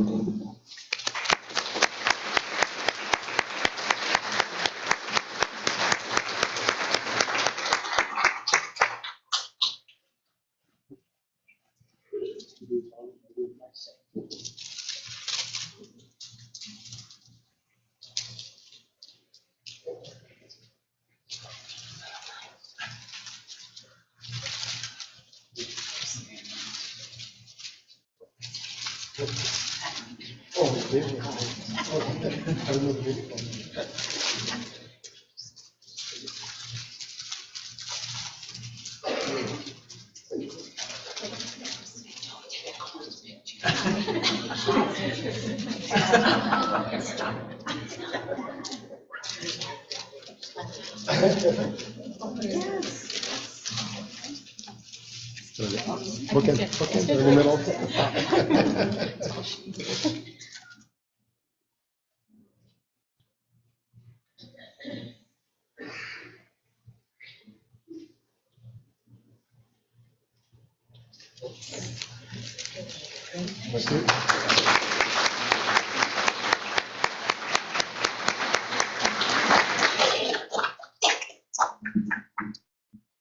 Again, I want to say thank you to the 4 ladies, the recipients of the Volunteer Year Award.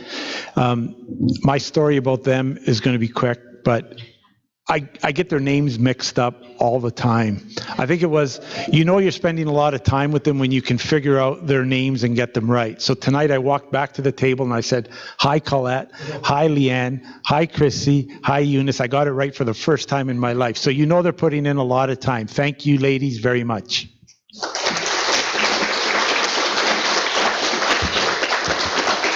This does conclude our award presentations for this year. Congratulations to all the award recipients, and we thank you again for your many contributions to inclusion, community living, and creating opportunities for people with a developmental disability. Our community is a much better place because of people like you. Thank you, Suzanne Plo, Sioux Area Hospital employees Jennifer, Paul, and Tricia, Vital Air, Lacey, Amanda and Pauline from Habitat for Humanity, Eunice, Colette, Leanne, and Chrissy for all that you do. Thank you very much.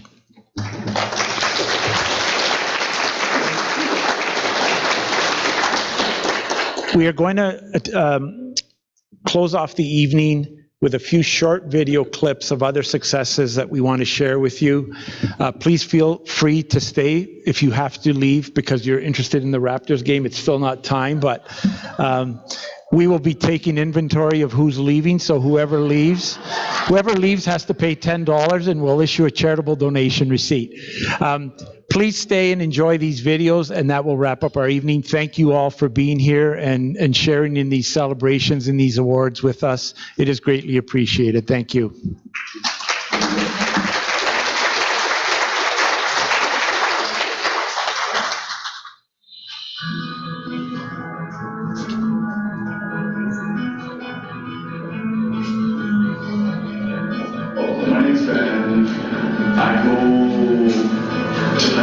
started from high school at Park Pines in 2016. I'm digging mechanical life. It's a one-year program at the regular level of college, but my program is 2-3 years. Maybe go to university, or maybe just graduate and go and get a job.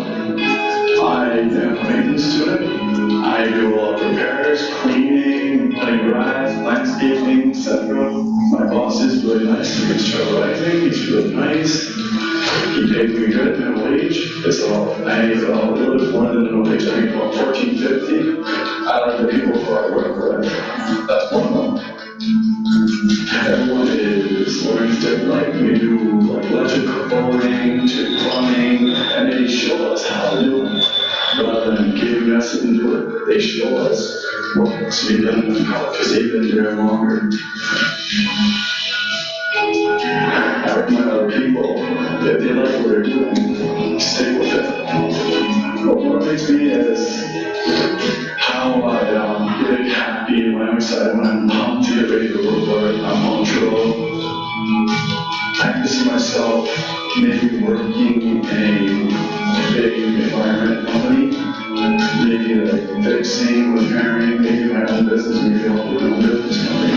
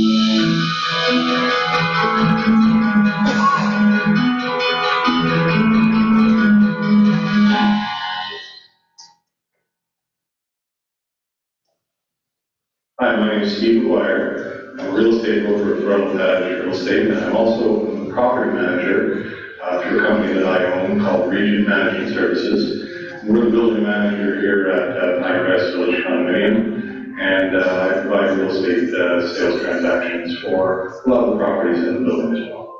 Well, this particular property owner is an interesting gentleman, and he was quite interested in providing a service to the community for developmentally challenged individuals. He was able, because he was in a position financially to assist in doing some of the physical changes along with the community living in Algoma. changed up the floor covering to hard surface, enable the resident to move around a little more easily. The bathroom was renovated to allow for walk-in shower, create more space, more room, and much easier access for the resident. It's suitable for me. Everything works right, and if I need help, I can just get in contact with you. You like the pool here? I like the pool. I like the pool that will the front door.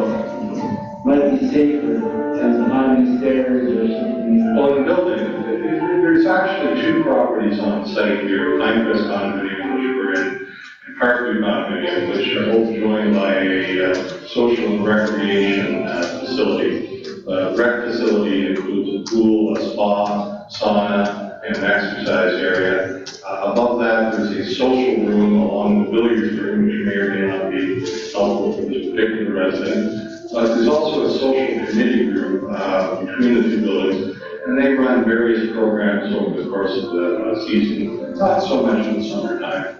People are doing other things in the summer, but they have potluck dinners and other social tea clubs or coffee clubs, you might call them, special events.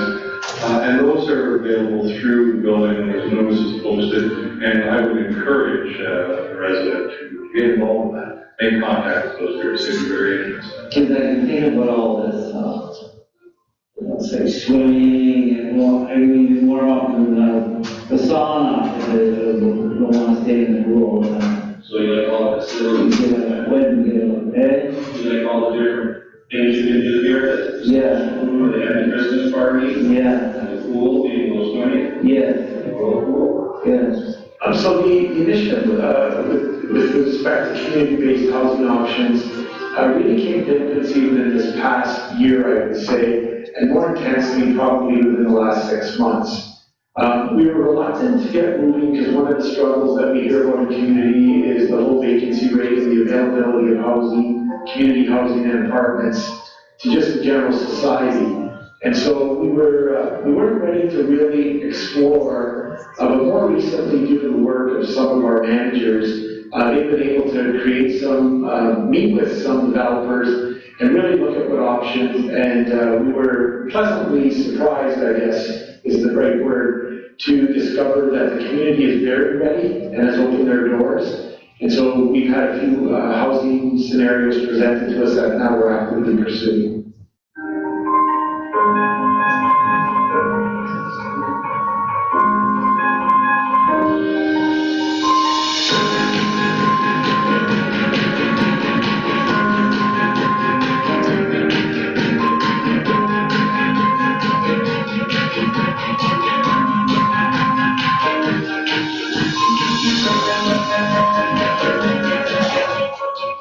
We had 3 students employed with us this summer in 3 different areas. We had one student who worked out at our cemetery division, and his job consisted of general maintenance out there. We had another student placed in our parks division, and he was stationed in the Bellevue Park area, and he looked at general maintenance down there. That was an asset to us down there. And our third student was our public works division. He was supposed to look after the litter pickup and cleanliness in the downtown core. And after 2 weeks doing that job, we moved into another area, working with our crew that does loam and seed and general landscaping, and that worked out very well. We had 2 students in particular with mentors that worked in our park and care services program. Then we had another individual working directly with our grounds and park. Operating program at 200 restaurants in Sault Ste. Marie can be challenging at any time of the day, and anything that can take pressure off our frontline staff will be beneficial. So we came up with an idea where they would off-site prepare our soup bag, take-out coffees, or A12s and candles, and pre-package some of that stuff. What they also do is we custom print Tim cards and a few other products, and what we do with the Tim cards is we custom print them for corporate use, and we actually put a hole in them and put a knot in them and turn them into keychains.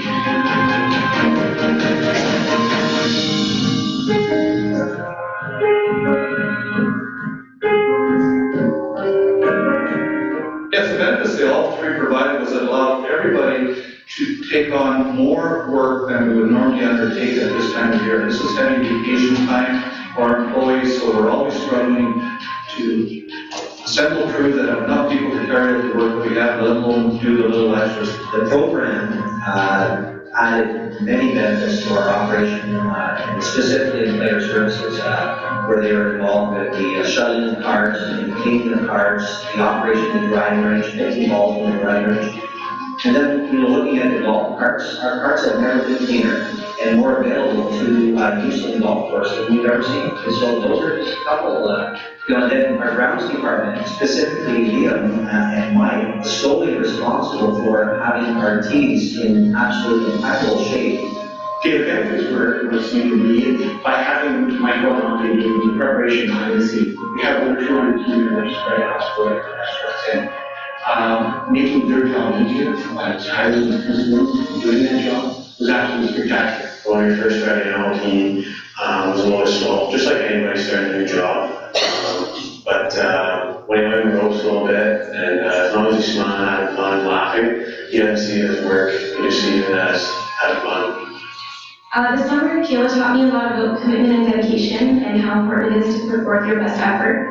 And I found this job very rewarding this year because it helped me learn about how important it is to create employment opportunities for a student, and that everyone, no matter who you are, can set and achieve goals for yourself. When we first started the program, I was really shy, but as we got into it, we got to know each other better, and he was a really hard worker, and he ended up getting Employee of the Month. We've never run as efficient and with as little manpower. There is benefit, and there's efficiency. So this is not about charity, it's about executing our business as best as we can and thinking outside the box. And we clearly did that this summer and saw some dramatic results.